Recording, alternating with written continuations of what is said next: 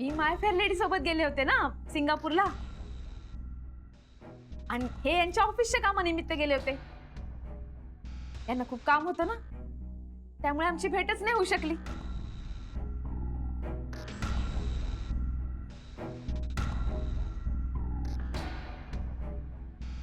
जी, office का काम. भाभी जी, आप थोड़ी देर के लिए बाहर बैठिए. मुझे गुरुनाथ से कुछ अकेले में बात कर. नाही सर, मी निघतेच आता. सगळ्यांना भेटायला लागलीच निघते. मलाही बरीच काम आहेत ना नंतर.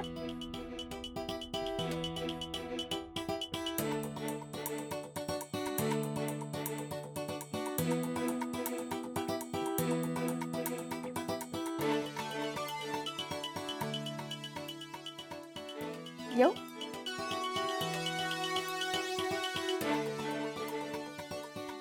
येते.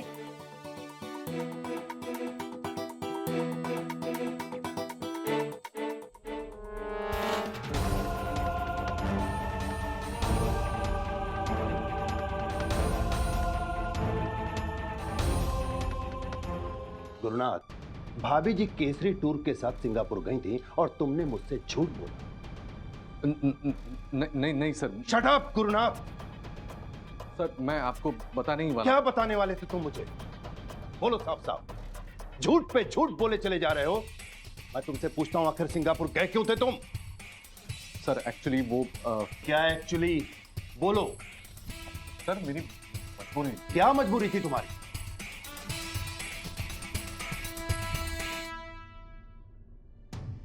सर मैं अभी नहीं बता सकता आपको. नहीं बता सकते तुम? तुम जानते हो गुरुनाथ, तुम्हारी इस गलती की वजह से मैं तुम्हें सेट कर सकता हूं. सर इस भाभी जी की वजह से मैं चुप रह गया,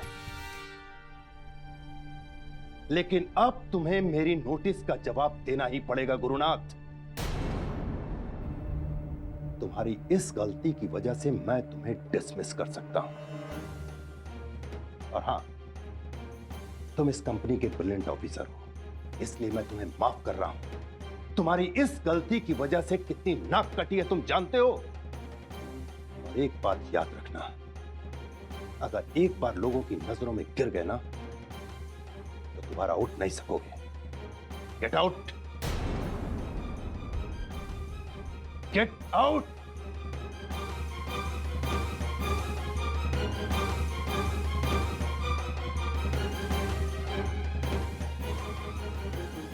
मॅडम थोडाच चहा घ्या. आलो तुम्ही madam. Radhika ma'am, thank you so much for this gift. It's superb. I really like it. मला फार आवडलं. नक्की आवडलं ना? Of course ma'am. आणि तुम्ही सगळ्यांना आवडतील अशीच गिफ्ट सगळ्यांसाठी आणली. That's so sweet of you. आता वापरायचं. येस. जेनी, पीटा फूडची फाईल हवी होती. डेस्कवर आहे, मी आणते. No it's okay, I take. Shanya, सिंगापूरहून मी सगळ्यांसाठी गिफ्ट आणली, फक्त तुझ्यासाठी नाही आणलं. असं या ऐकता दिलं असतं तर तुला आवडलंच असतं. नाही, तुझ्या गिफ्टची काहीच गरज नाही मला. थँक्यू. हो बरोबर आहे. तुला गिफ्ट देणारी बरीच लोक असतील ना, आणि तशी तू गेली होती सिंगापूरला. ऑफकोर्स. मी खूप आधी गेले होते माझ्या फ्रेंड सोबत. हो का? खरंच गेली होतीस?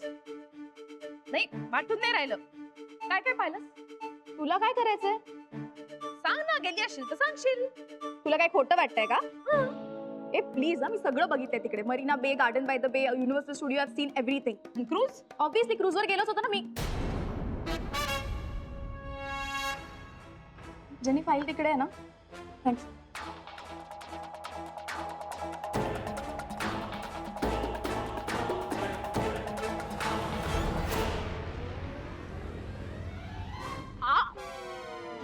हळू हळू हळू श्रेयस भाऊजी.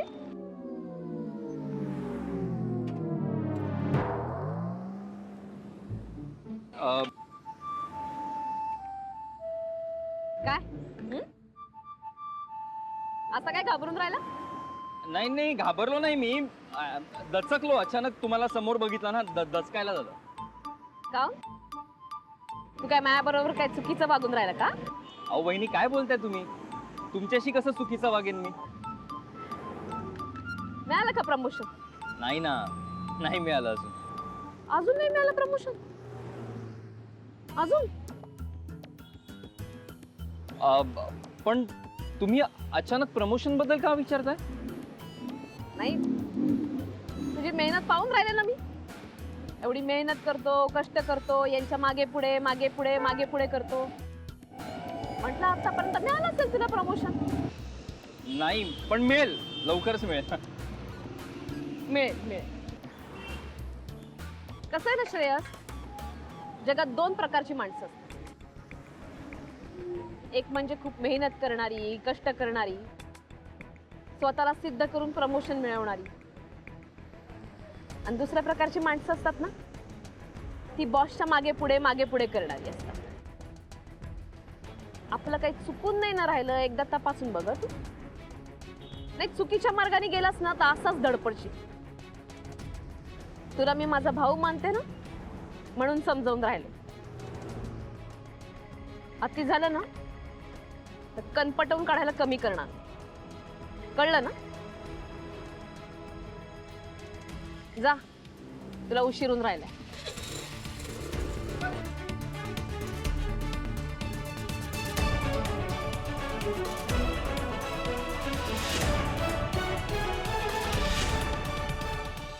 चल जाऊया शॉपिंगला. बरं ऐक ना, एक एक्साइटिंग न्यूज आहे. मी ती जी पावडर गेली आहे ना, त्याच्या ऐवजी एक दुसरी पावडर बघून ठेवली आहे. ती आपल्याला मिळेल इकडे. आपण तीच आणायला जाऊया. ओके. आणि शॉपिंग नंतर ना देस दिस न्यू प्लेस. ती मला आता शनाया. मी FB वर स्क्रोल करत होते तेव्हा मला मिळाली. शनाया, शॉपिंगला नाही जायचंय आज. का? मगाशी फोनवर तूच म्हणालास ना जायचं म्हणून. यार तुला जमणार नसेल, कमिट का करतोस तू मला? शनाया, तू जरा ऐकशील का? दुसऱ्या माणसाचं काही ऐकायचंच नाही का कधी? सारखं आपलं स्वतःच टुमणं लावत बसायचं. सारखं आपलं डिनर शॉपिंग नाही तर खर्च करत राहायचे. खर्चावर खर्च, नुसते खर्च. फोनवर तूच बोललास ना जाऊया म्हणून. असं काय करतोस? मला करतो आता. हो, कारण तेव्हाची सिच्युएशन वेगळी होती, आता सिच्युएशन वेगळी आहे. काय झालंय आता? गुड फॉर नथिंग बोलले का तुला काही? ती काय बोलली याच्यापेक्षा कपूर सर काय बोलले ते ऐक आता. तुला हे सिंगापूरला नेण्याच्या हट्टापायी माझी नोकरी जायची वेळ आली होती. थोडक्यात बचावलोय. काय बोलतोस तू? कपूर सरांसमोर राधिकाने सांगितलं की ती माझ्या बरोबर सिंगापूरला आलीच नव्हती. माझं सगळं खोटं त्यांच्या समोर आता उघड पडलंय. आणि आता त्यांना उत्तर हवंय की मी सिंगापूरला जायचं कारणच काय. काय सांगणार मी त्यांना? तरी बरं राधिका होती म्हणून वाचलो मी. एक मिनिट, एक्झॅक्टली राधिका असल्यामुळे झालं काय?